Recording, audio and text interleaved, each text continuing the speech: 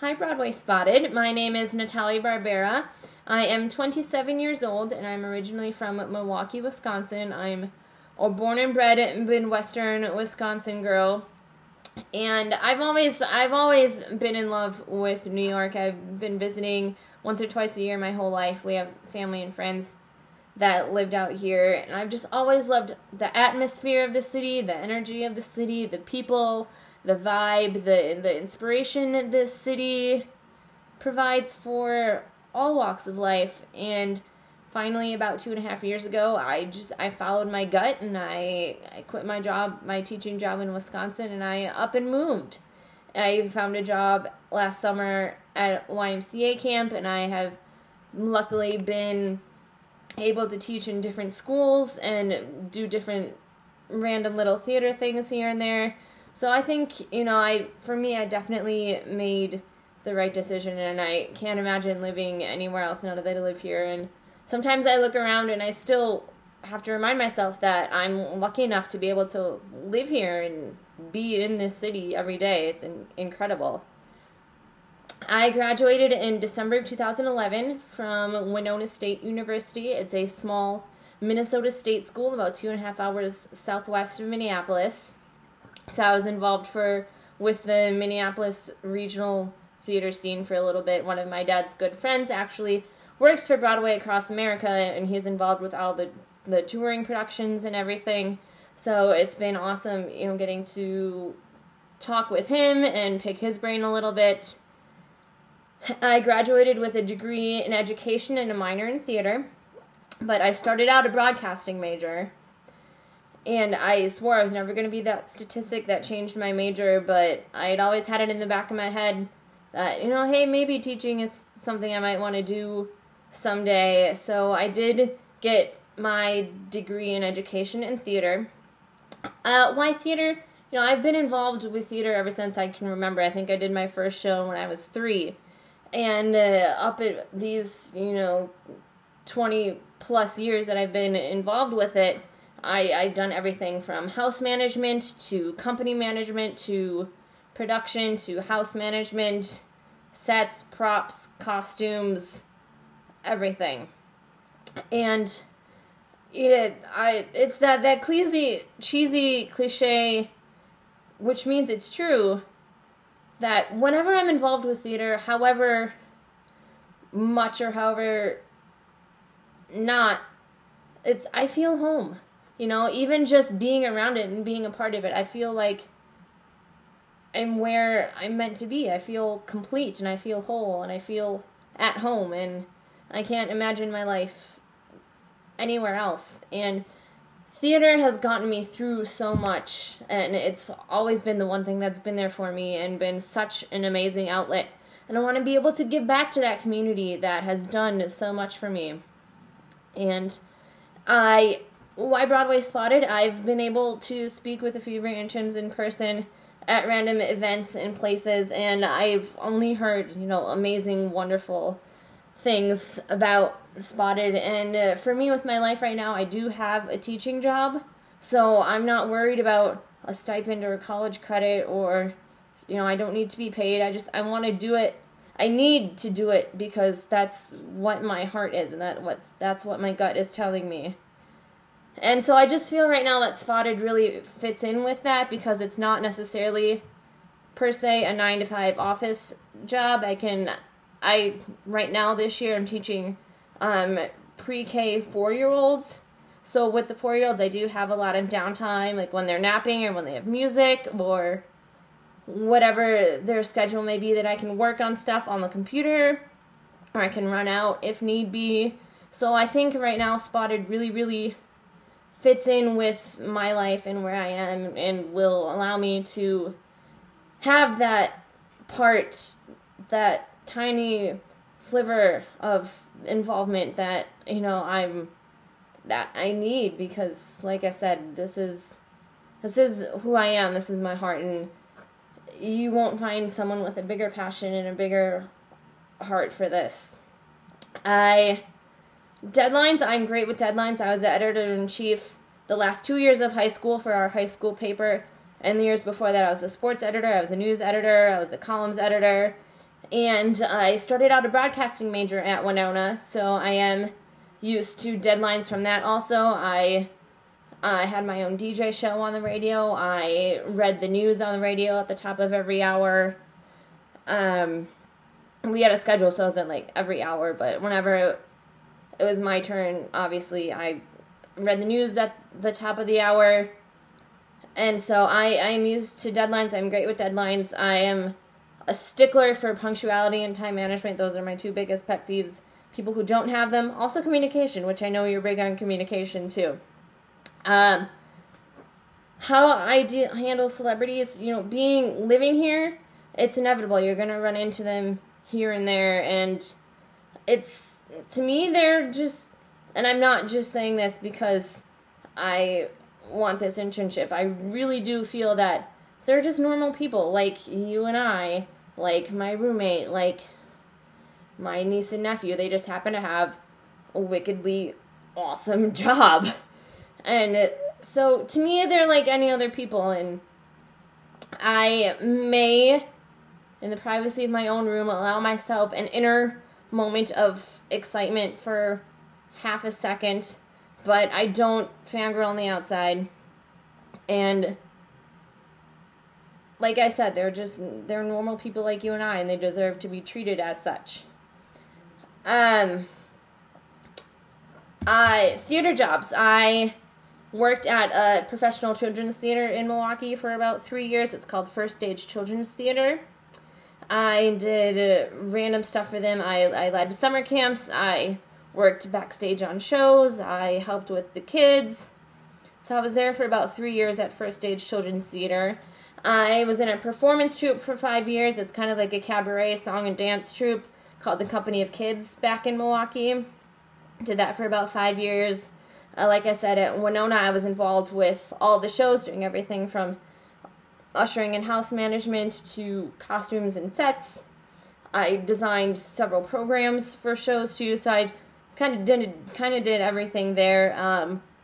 And last fall, I was able to have an internship at Maximum Entertainment Productions, which was a invaluable learning experience. I learned so much there about myself, both as a person and as a professional, and I feel like I grew so much from that experience, and I wouldn't change a second of it, and it was wonderful. I did production and publicity and outreach for A Time to Kill. We opened and closed A Time to Kill. I did education stuff for Annie and Peter and the Starcatcher, and it was a wonderful time that I loved very much. Yes, I'm okay with having an anonymous boss. Like I said earlier, I do have a teaching job, so I have that flexibility that I can work around that, and like I said, I'm not worried about the money aspect either. So I think the anonymity, that's not the right word, I'm sorry, and my having a job will kind of mesh well together. I think we will be able to find a niche for us that works for both of us. And again, I know I mentioned this already, but there is a lot of downtime during the school day too that I can be on the computer working on stuff or run out if need to be, and then obviously after school and weekends, I'm around to be places and do whatever needs to be done. So I honestly think having an anonymous boss with my lifestyle right now will be perfect. I'm big on communication also, being a teacher and being raised by an English teacher, mother, and grandma. I've always been big on communication and being clear with people, communication-wise. Also with communication, like I said, I was in the theater and broadcasting. So I'm sorry, what was number 6? I'm sorry. My notes are... I'm so sorry.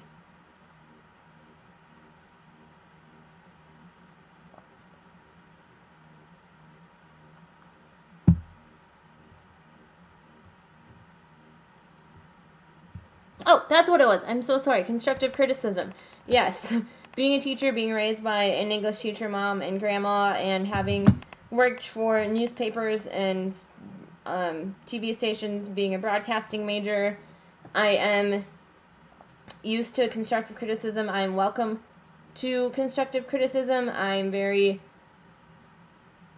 always eager and willing to learn and grow and to make the best of whatever experience.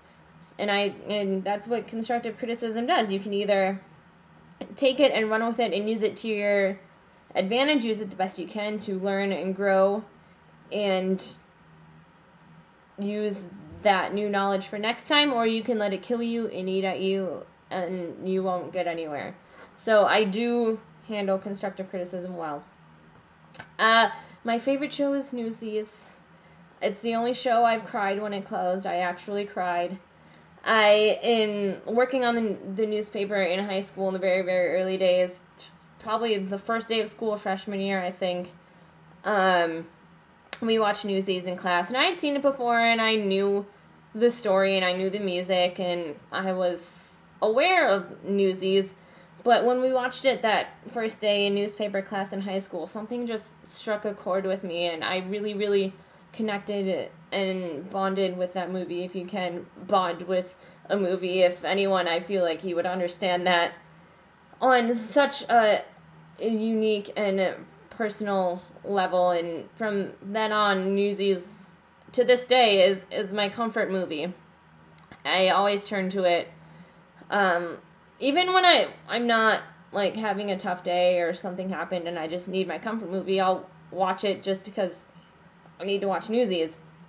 In one of my dance classes in college, we had to do a report on a choreographer, and because of Newsies, I chose Kenny Ortega. And I started out my report saying, okay, who just saw Christian Bale in The Dark Knight? Because The Dark Knight had just come out. Pretty much our whole class raised their hand, and I was like, and then I said, okay, who has seen 15-year-old Christian Bale, see, that's where my brain is.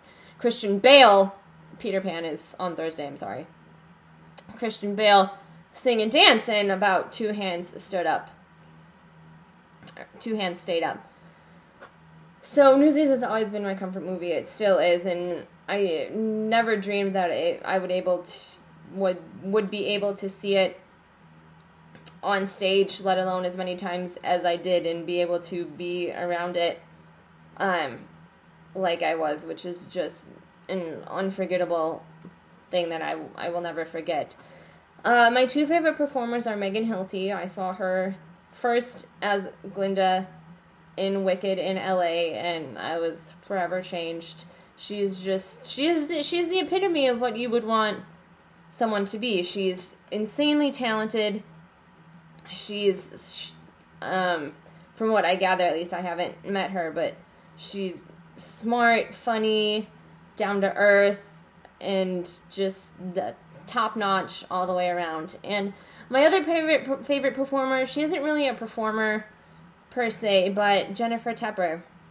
She took this lifelong dream that she had and this lifelong passion that she had, and she created something from nothing. She created her own job. She wrote 2 books about the history of theaters and Broadway and everything that comes together to make everything happen. And she, moved up to programming at 54 Below, and has just been such an inspiration to me.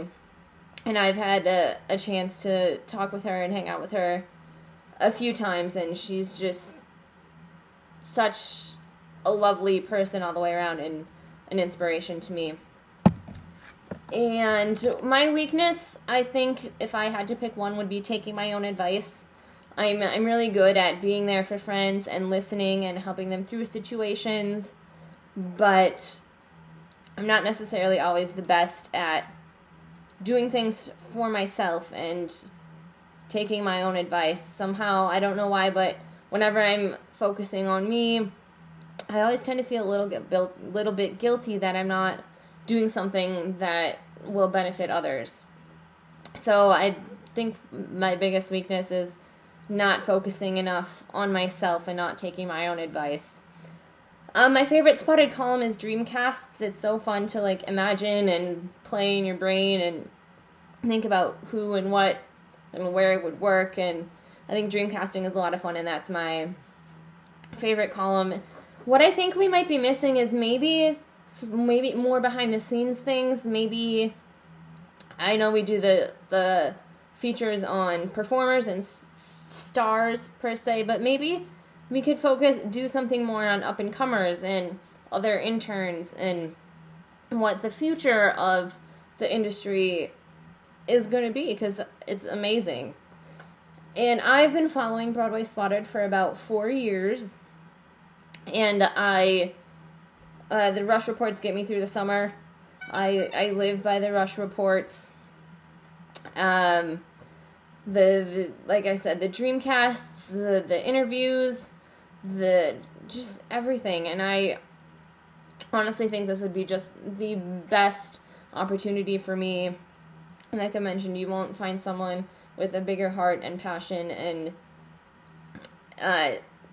dream of this. So please consider me, Natoli Barbera, for one of your spring internships. Thank you.